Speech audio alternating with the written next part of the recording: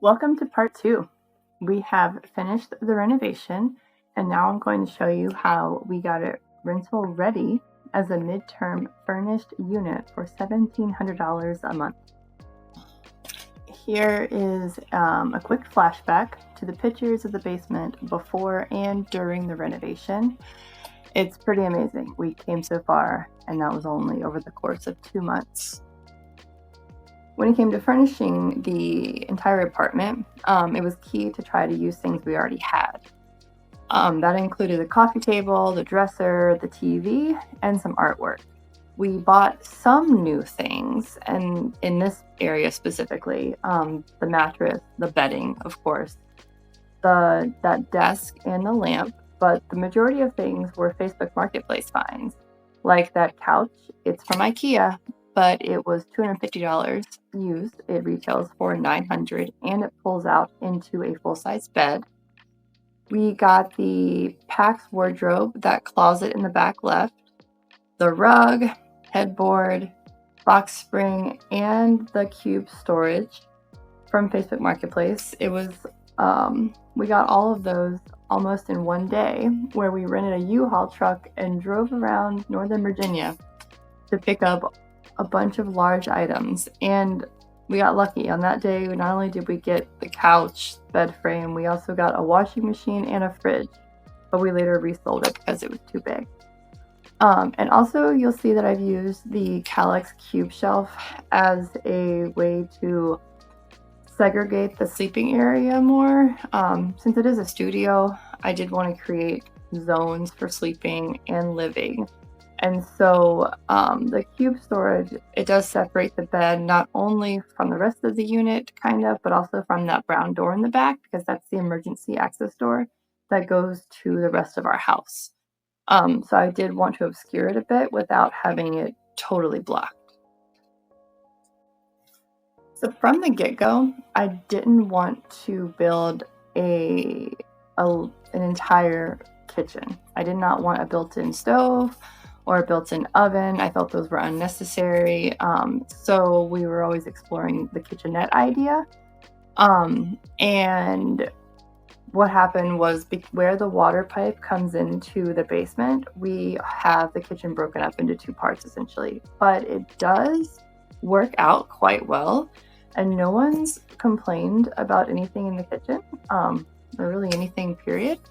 But again, we don't have a full-size oven, so that toaster oven on the counter you see is for cooking.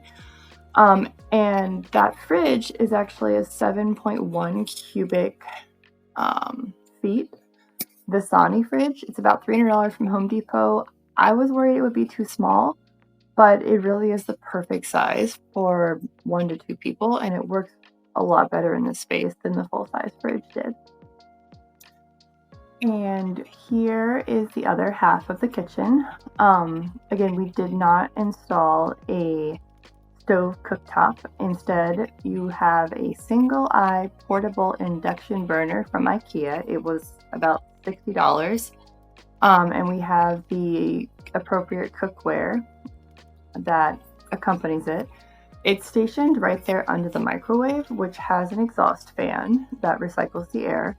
The microwave is attached to an IKEA cabinet, which was about $100. You'll see the countertop right there is granite countertop, and the complementary cabinets that they were from, again, Facebook Marketplace, and it was a lady who was remodeling her kitchen and tore them out because it was her previous island. We went, took 2 cars and brought them home. It's pretty heavy, but it was free. I came home, we installed it, and added new cabinet pulls and a faucet. In the bathroom, I put a first aid kit under the sink, and added a bunch of small things, from the hand soap, the wastebasket, some starter toilet paper. You obviously have the shower curtain and a new shower curtain liner for each tenant. And I bought and washed some new towels and tried to make them look nice. But getting the bathroom ready, once it was fully remodeled, wasn't terribly difficult. This walkway was actually built a few days before our first tenant moved in. We did this completely DIY. We repurposed some pavers from the other side of our house, dug up the walkway. We dug up the grass and the sod, added sand, leveled it, did it right. But we had to install this because there was no path or access way from the basement door in the rear of our house to the sidewalk where our tenants park on the street. So we had to get this installed, and then along with that, there were a few other final touches before we had our first tenant. We created a lock code for them on the door, setting up their guest internet account, the streaming services, the guest accounts, also making sure the walkway was lighted at night with the solar lights, because again, the basement entrance is at the rear of the house, which didn't have any lights over there. So these were little things that had to be added at the last minute.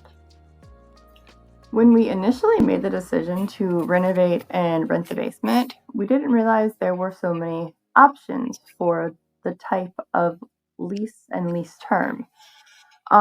It really runs the gamut because you could rent out a completely empty space for what I think most people would consider a standard year lease, or you could even go to the other end of the spectrum and rent out a fully furnished space for every other night, as typical on an Airbnb. But, in consultation with a friend who had done Airbnb for years, she gave me the pros and the cons, and she was actually doing this midterm furnished strategy and highly recommended it, which we went for, and I will explain in the next slide. But regarding our expenses, we only have had about a $30 increase in utility bills, and that's with water and electricity because we don't pass those on to the tenant. So our gross rent is essentially our net income. And after about 1 year of renting, we're breaking even on our investment costs. And our taxes haven't changed because our basement was technically finished before the renovation on the county tax records. So there's been no change in that. Furnish Finders is the website on which we advertise our property.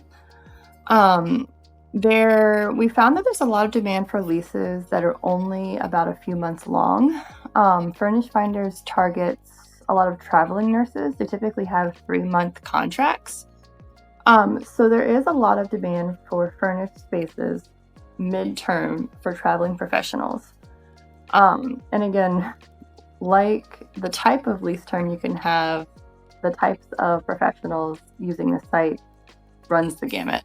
We're in the DC suburbs of Northern Virginia, so maybe it's different for us, but I've gotten a lot of people from all different walks of life. Our first tenant was a traveling hospital staffer who was here for a 3-month lease. It was really convenient. She worked Monday through Friday and then went home every weekend, so she was never here on the weekends anyway.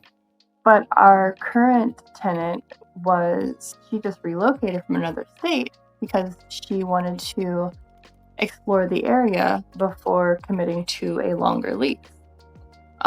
Furnish Finders, the platform, it charges $180 a year, and it doesn't take any part of the rent payments. Airbnb does it a little different. I'm listed on Airbnb. We've never actually used it to take payment, but I know that they do take a higher percentage of the rent, but it also comes with other things like insurance and whatnot. Again, I haven't looked into it fully, but once I do, I can make a video on that as well. But I like Furnish Finders because it has a lot of good tools for landlords. They have this link that you send to your prospective tenant to do background checks. And they also have online documenting prep tools. But Furnish Finders only does the first 2 steps, finding the tenant and then those online tools.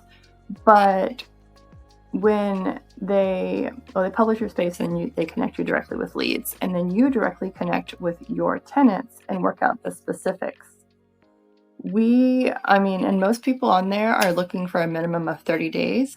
I usually, the inquiries we get are for 2 to 3 months, but I've seen some that want it as long as a year.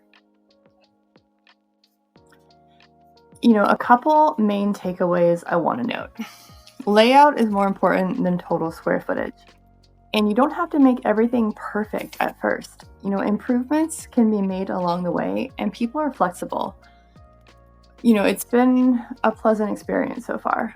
Regarding the layout, we first were going to make the entire footprint of the basement into an apartment and make it a proper one bedroom.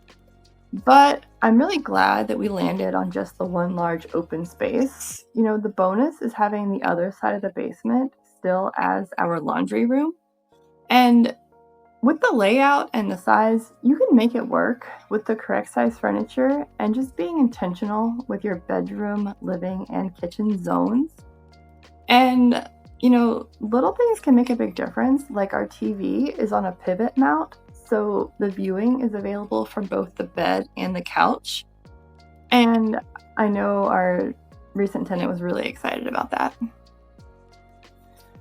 Again, I just want to stress that it doesn't have to be perfect. We still need to paint the walls, the exterior walls, and replace that rusty railing. But we ran out of time before our tenants moved in, but we still need to do it and I still want to do it. The walkway you can see has some deficiencies that are covered with mats right now.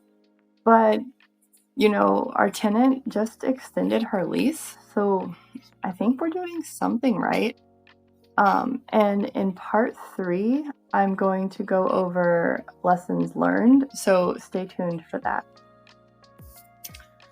So that is it for the furnishing and the renting part of the series. Check out the third part for our 5 takeaways and lessons learned in this experience. Thanks for watching.